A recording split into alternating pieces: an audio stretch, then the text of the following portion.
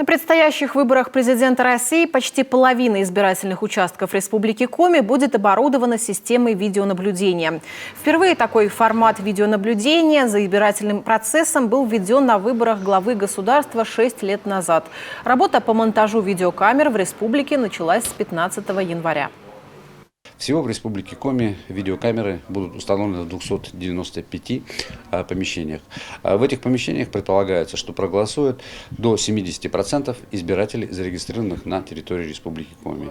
Это проявление гласности и открытости избирательного процесса, кандидаты, их представители, политические партии, выдвинувшие зарегистрированных кандидатов, а также любые заинтересованные граждане, пришедшие в Общественную палату Республики Коми, смогут наблюдать за процедурами голосования и установления итогов голосования.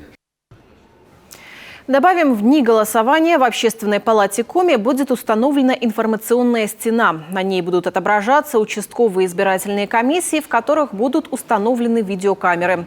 Напомним, выборы президента России состоятся в марте этого года. Проголосовать жители нашей страны смогут с 15 по 17 марта.